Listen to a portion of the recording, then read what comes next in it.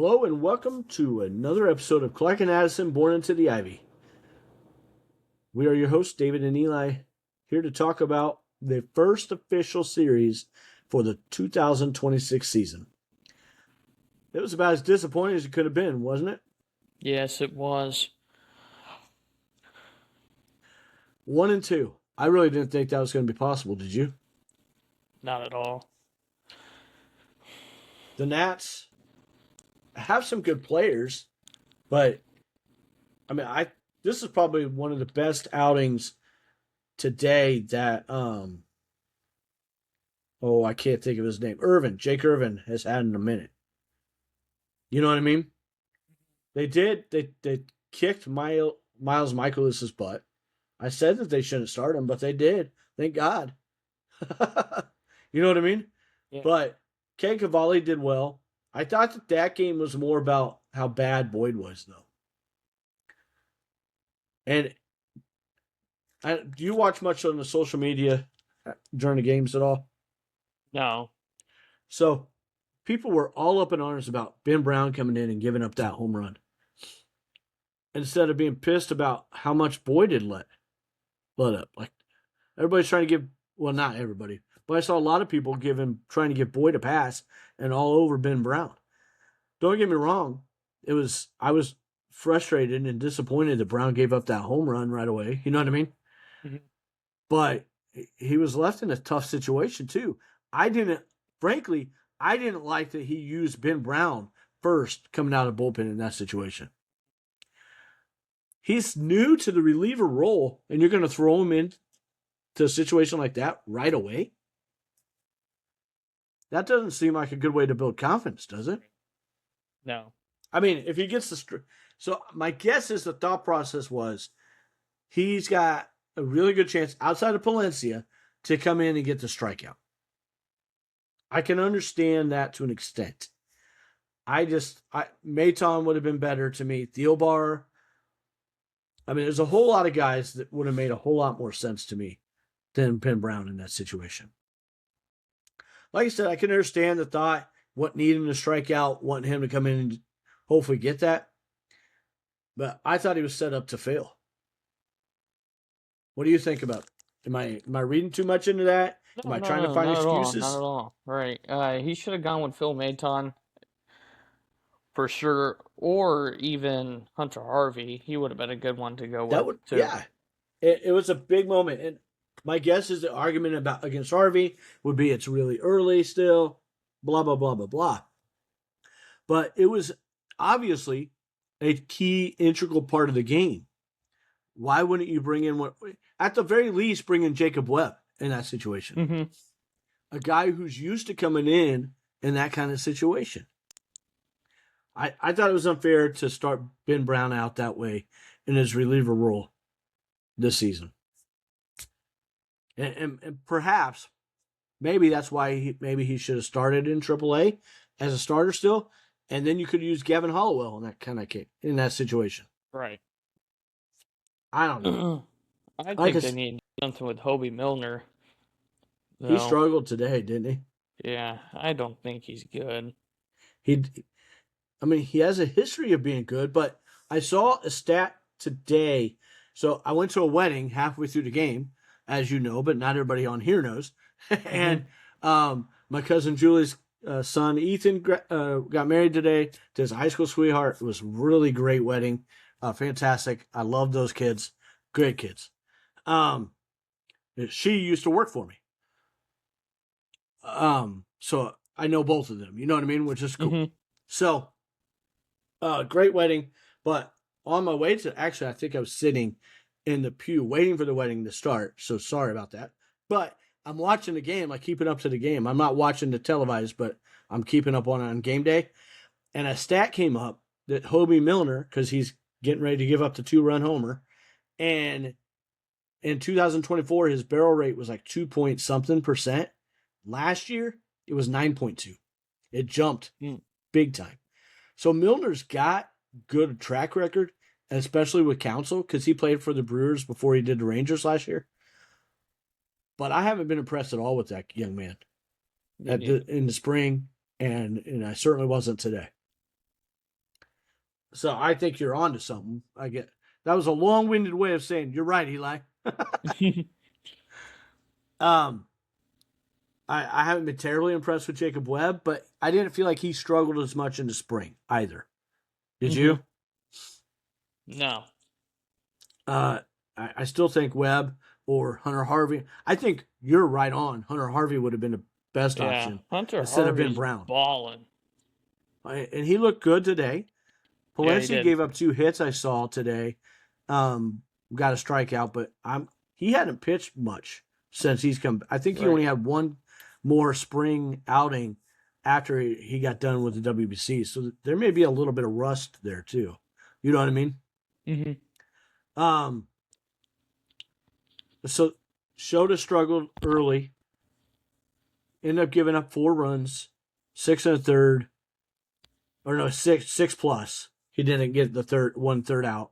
And Boyd struggled. Are we? I'm not convinced that we have the right setup with the rotation. I think that Council once again is more worried about the right, left than setting up the top 3 starters. Do you agree? I'm not. I was very excited for Boyd. I don't think Boyd was the right. He just didn't perform. You know what I mean? And then things happen. I don't understand why Shota was the 3. hmm Given everything else, it made more sense. I get Cabrera got knocked around some at the end of the spring, but he looked really good in the early spring. And I think he would have dominated the lineup better. And frankly, I think that and it's a small sample size, but I think the Nats have a better lineup against left-handed pitchers than they do right-handed pitchers. That Joey Weimer has not just this series. They said that it's a minimal sample size, but he's hit lefties really well in the majors and in the minors. Like he hits lefties very well, and he got 2 home runs this series. You know what I mean? I think that's the type of thing the council is paid to know Right. or get access to. You know what I mean? hmm All right, I will get off of that unless you have anything else with the Nationals review. I'd rather not talk about Just get the hell it. past it, right, buddy? So, what did you think about Ian Happ batting third? He ended up batting third in all 3 lineups this weekend. um, obviously, it's not a good idea. I mean, That's he not a did good hit 2 home position runs. for yeah. But again, like, how many times has he struck out? Did he strike out like 6 times, 5? I'd have to double check. I know he had 3 in that first outing. Right. And then I think he had struck out twice today. He struck out once yesterday. Let me see. Sorry. No, you're good. He did have 2 Ks today. Yeah. So he struck out 6 times. So That's not great. no. That's more than Pete, man. Pete, I know he went 0 for 4 today, but he didn't have any strikeouts today. Right. Yeah. I I still don't like how they start. Sorry, going back to the Nationals series. I don't like how we're starting Conforto too. I think, I thought they'd at least switch him out. Like halfway through the game, put Shaw in, but they didn't even do that. I know. I didn't like it either. I hmm really thought that Shaw. Well, I did say I thought that he would probably start one, didn't I? Yeah. Doesn't mean I thought I don't think it was the right thing to do, but I'm not terribly shocked that that's what happened. So the opening day lineup. This isn't as big as I thought it would be. Sorry, guys, but can I make it a little bigger? Is that a little bigger? Yeah, a little bit. That's not available. Okay, yeah, it is what it is. But opening day and today's lineup were very, very similar. The only difference was Shaw for Conforto, but half batted third in all of them. This is what I think they should do while Seiya is hurt. And then I'll tell you what I think they should do when he comes back. Horner, PCA 2. The reason I want to do PCA 2 is because I think that Bregman behind him gives him ultimate protection, Mhm. especially with Bush as 4. You know what I mean? Like nobody wants to pitch around Pete or do anything. You know what I mean? They're going to be aggressive to try and get him out, which is going to get him more hittable balls. And with Bregman and Bush right behind him, my only concern with this lineup is I don't feel like Bush has enough protection. You know what I mean? Right. Um, with Kelly and Amaya, but I think that we could do worse for sure. And I think Mhm. that Swanson behind Hap as a 7 hitter is a good protection for Ian. Ballesteros is going to end up moving up this lineup. There's no doubt in my mind about it. But for now, Moises Ballesteros as a 6 or 8 hitter is really freaking good. You know what I mean? Mhm. And I think Matt Shaw had a great spring. Yeah, I think he's coming into his own, and he's going to plug in here and there for some of this. When Seiya comes back, I like Horner, PCA, Bregman, Bush, and Seiya. I really kind of struggle with Seiya at 5 because it takes away possibly some at bats if he was like the 3. You know what I Yeah. mean? Mhm. But I think that he is. I think you could switch he and Bregman, or even he and Bush. I think this is the best if they want to keep the right, left. You know what I mean? Mhm. I think that this second one with Seiya is an excellent lineup. What do you think? Is there anything you would switch? Do you like better? No, yeah, I like your lineup. Your lineup is I feel like is a lot more logical. Ian Happ at 3 just pretty much just throws everything off. I mean, I understand where Craig Counsell's going with the rest of it. I mean, Yeah, that stuff looks pretty. I mean, I really like Alex Bregman at the 2 spot, I do too. but I just think he, he adds more protection right. in the 3 spot behind Pete. Mm-hmm. Because I thought about putting Bregman, Horner, Bregman, Pete. I don't know that I want Pete at 3. I don't know that Bush gives him the same protection Bregman does. And it invites a lefty to come in later in the game against back to back that way. Mm-hmm. You know what I mean? And I get what they're saying with that, especially at the top of the lineup. I don't know. Tell us what you think about this. Either of these lineups. Does anybody like those lineups better than what they ran out with Ian Happ in the 3 spot? Don't get me. Ian hit 2 home runs. He had some nice swings this weekend, but he also had the 6 Ks.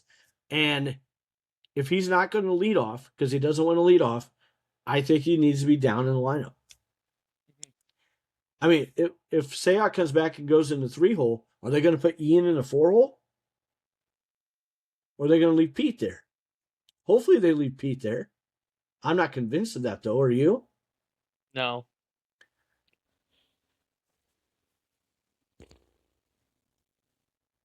What do you think?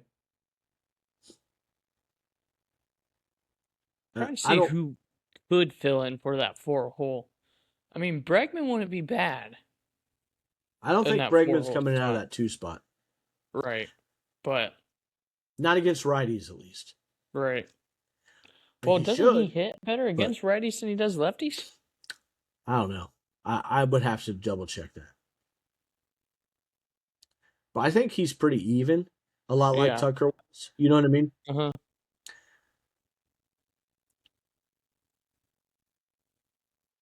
I don't know. Things to think about, but I like this a lot. I was hoping you would. I was hoping you were going to say, that's trash, Uncle David. I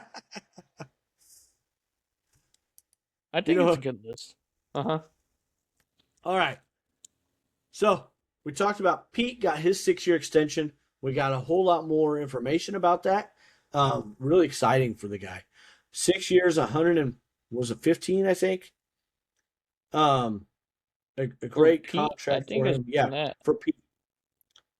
Pete got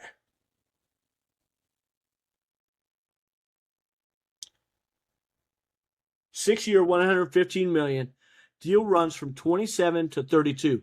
Nico Horner also got a 6-year deal, if you haven't heard, and it runs from 27 to 32 as well. So they're both finishing out their existing contracts, and then they start. So I love that these two run congruent together, or concurrent together, and that they are teammates for the next 6 years.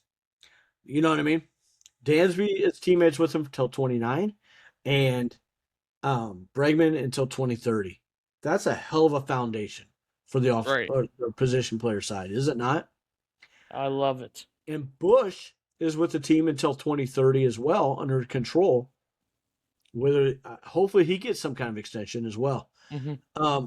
Terms for Pete, he got a $5 million signing bonus. 27 to 29, he will make $10 million. In 2030, he'll make $20 million. And in 31 and 32, he'll make $30 million.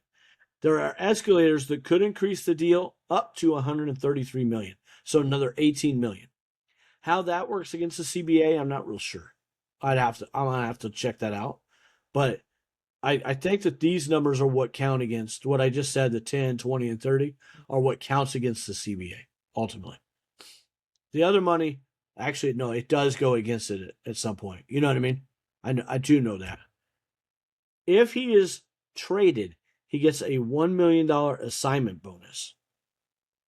I thought that was interesting. It's not much. You know what I mean? But he doesn't want to be traded. Like, he's been very, very clear about that. He becomes a free agent before his age 31 season. I thought this was an excellent deal for the Cubs and an excellent deal for Pete.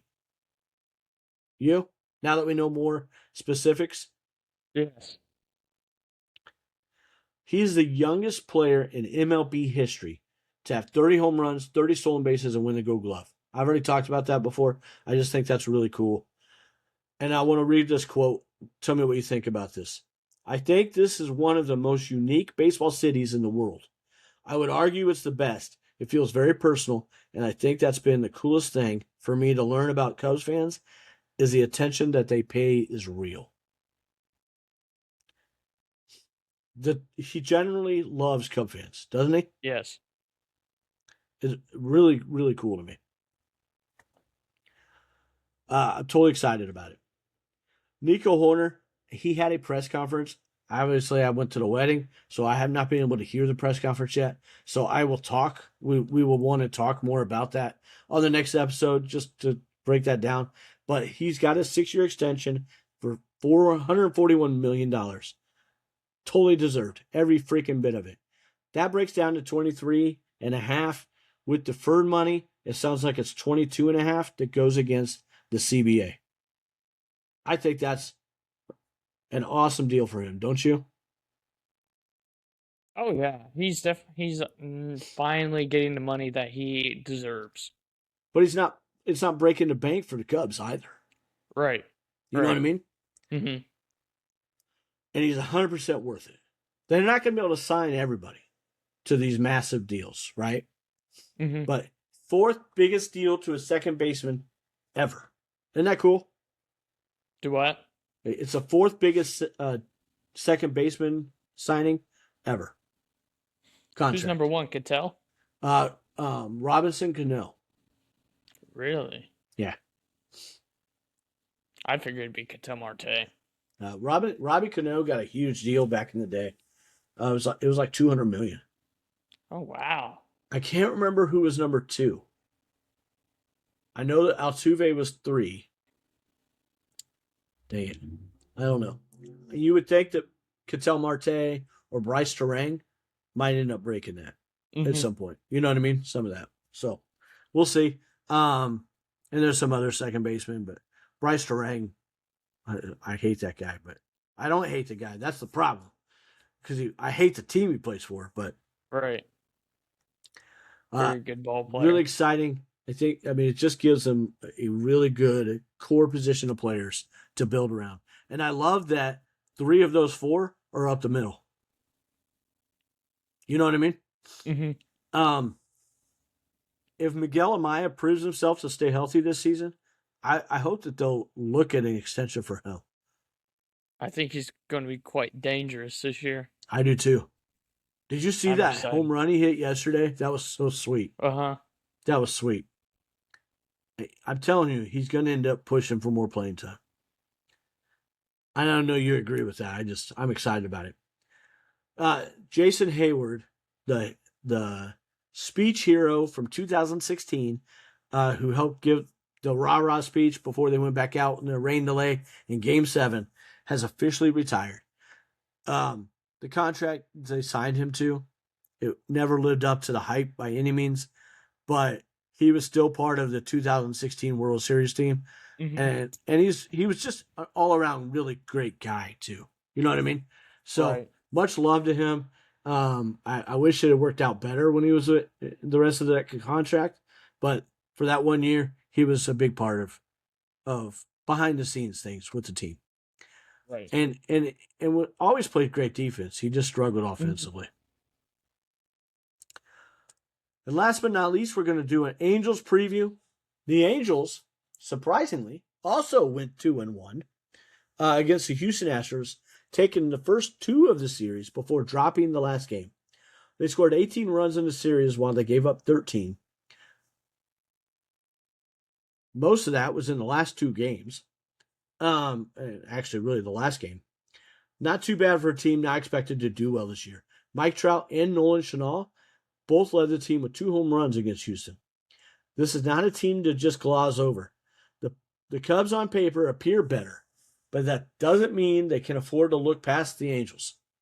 Monday's starters will be Ryan Johnson versus Edward Cabrera. On paper, that would look like money, don't you think, in that game? Right.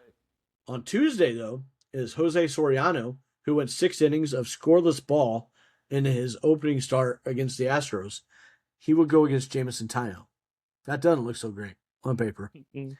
And then on Tuesday, we got Yusei Kikuchi versus Matthew Boyd. I would say that's a toss up, to be honest. I think Boyd should be better, but I don't know. You know what I mean? Mhm. What are your thoughts about this series? I think the Cubs should go 2-1. But Yeah, right now, I tell you what, Mike Trout, he looks on fire. he's looking good. And He, you know what? I'm honestly happy for him. You just not know, against us. yeah. With all of his injuries, I just hope he stays healthy. But I'd love to see Mike Trout ball out I again, would just too. not on us. I would too. Mike Trout, I think, gets shit on quite a bit Hmm. because of the injuries, and I get it. You know what I mean? But Right. I think that we forget how good this man is when he's healthy. Hmm. And I would love to see him have a healthy season and just kick some butt. I would love that for him. Just not these next 3 days. I think that the Cubs got to hit more. To have 4 hits today, 3 of which were home runs, is just inexcusable. Like they've got to hit better. And they pitched against or hit against a guy who they've had good numbers against, Jake Irvin. So that was disappointing. Hopefully they come out. I think they're going to have troubles against Soriano. You know what I mean? I Um, think so too. but that just they got to get those other 2 games then if that's going to be what happens. You know what I mean? Hmm. The Angels bullpen is nothing to write home about by any means. So um, hopefully they can get past that and get into the bullpen and knock some around. I kept thinking they were going to do the same thing against the Nationals, and they only did that Saturday. They didn't at all Monday or Thursday and today. So I was disappointed with that because the Nationals last year had one of the worst bullpens in the league. Also, did you see my shirt? I do. I think mine's in my closet. Is it? Yeah. I went to because I changed out of my tie and my coat, and I thought, what shirt am I going to wear? Oh yeah, this will be a good one. I haven't worn it for a minute on here, so awesome. Thank you very much for joining us. Don't forget to like and subscribe. Leave some comments. Tell us what you think about the lineup that we propose, or that ultimately I propose. Eli liked it, so that was good. I was hoping he would. Um, and let us know what you think about those things. Tell us what you're expecting with from the Angels, and how disappointed you were with the National Series, because we both were. It was Yes. definitely disappointing, and the players were too. You know what I mean? Right. So thank you very much. Like it, subscribe, share it with your friends if you have any friends. I don't have any friends, but except Harry. Thank you, everybody. Have a great night. Let's Go go, Cubby. Cubs.